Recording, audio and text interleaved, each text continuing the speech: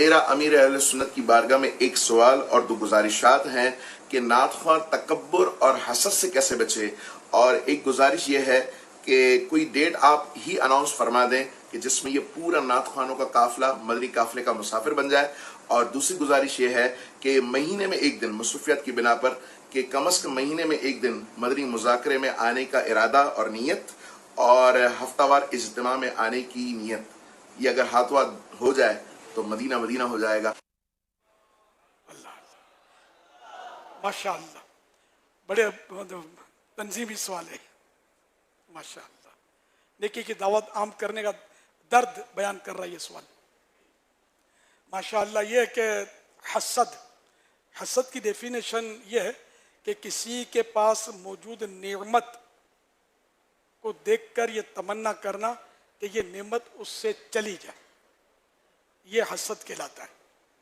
تو اب اس میں چونکہ آپ نعت خوان ہیں، تو جیسے کوئی اچھا نعت خوان ہے اس کے بارے میں یہ ذہن بنانا، یہ تمنا کرنا کہ اس کی آواز خراب ہو جائے تاکہ مجھے بھی لوگ پوچھیں، تو یعنی یہ تمنا کریں کہ اس کی آواز خراب ہو جائے، یہ حسد ہے۔ اور حسد نیکیوں کو اس طرح کھا جاتا ہے جیسے آگ لکڑی کو، یہ بہت خطرناک ہے۔ اور جس کو اللہ نے نعمت دی، چاہے آواز کی نعمت دی، دولت دی، اور کوئی اس کو ایسی فن دیا، نعمت دی، تو اس سے یہ تمنا کرنا کہ یہ اس سے جاتی رہے، یہ حسد ہے، یہ بہت خطرناک ہے۔ اور اللہ نے جس کو دیا جو چاہ دیا، تو جو حاسد ہے وہ ایسا ہے کہ وہ اللہ کی تقسیم سے راضی نہیں ہے کہ بھئی اللہ نے دیا، تیرے کو کیا تکلیف ہے، کیا مسئلہ ہے؟ اللہ نے اس کو آواز اچھی دی، اس کو مال زیادہ دیا، اس کو ذہین کیا، اس کا حفظہ اچھا دیا، اس کی عزت زیادہ ہے، اس کی مقبولیت زیادہ ہے، سب اللہ نے دی ہے، تو اپنے کو کیا مسئلہ ہے؟ تو اس لیے ذہن یوں بنائیں کہ وہ حسد نہیں کرنی۔ تکبر یہ کہ کسی کی یعنی کہ کسی کو اپنی ذات سے گھٹیا جاننا، حقیر جاننا، اترتا جاننا، یہ تکبر ہے، ایک تعریف ہے تکبر کی۔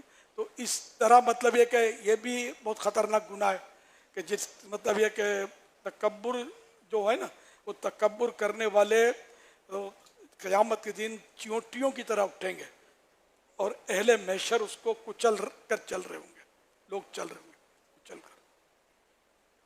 کتنا یعنی کہ کیونکہ اس نے بلندی چاہیے نا، دوسرے کو گھٹیا سمجھ کے کہ میں بلند ہوں، اس کو بالکل ذلیل کر دیا گیا۔ اس لیے اس سے بھی ہم کو بچنا ہے اور اپنے گناہوں سے توبہ کرنی ہے۔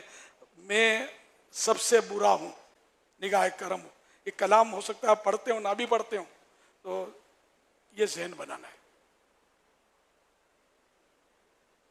اور انہوں نے یہ بھی کہا کہ انہیں یہ رعایت کر دی کہ ایک مہینے میں ایک بار مدنی مذاکرہ۔ ہم تو ہر ہفتے بولتے ہیں کہ آؤ۔ اچھا، اب مسئلہ یہ کہ نعت خوانوں کی مصروفیت ہفتے کو زیادہ ہوتی ہوگی، اس لیے یہ اگر یہ تاریخ دیں ہی نہیں، جیسے کہ ہم مہینے میں ایک مدنی مذاکرہ، یہ طے کرنا پڑے گا مہینے کی پہلا ہفتہ یا دوسرا ہفتہ، تو پھر ہر مہینے پھر وہ بدل کر کریں گے نا، پھر آپ خود بدل جائیں گے کہیں۔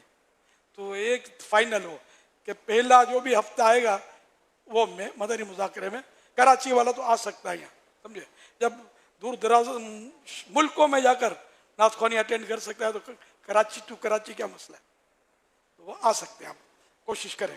تو مہینے میں ایک بار، اور اجتماع بھی مہینے میں ایک بار جمعرات کا، یہ تو مہینے میں 2 ہو گئے۔ ہمت کریں کہ اجتماع تو 20-21 جگہ پر ہوتے ہیں کراچی میں، تو جہاں آپ کو قریب پڑتا ہو وہاں شرکت کر لیں۔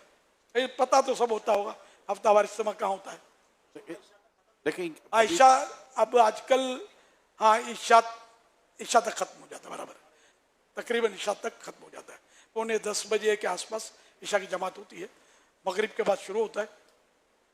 تو آپ کی محفل بھی اس میں ڈسٹرب نہیں ہوگی کہ آپ کون سا وہاں جا کر اس مسجد میں پہلی صف میں عشاء میں کھڑے ہوتے ہوں گے۔ ہوتے ہیں تو ٹھیک ہے، بالکل جانا چاہیے عشاء میں پہلی صف میں، اور اگر نہیں ہوتے آپ تو یہاں عشاء پڑھ لیں فضائے مدینہ میں۔ تو تشریف لائیں، اجتماع میں بھی تشریف لائیں. اور قافلے میں سفر، سالانہ قافلے میں تو سفر کچھ تو کرتے ہوں گے.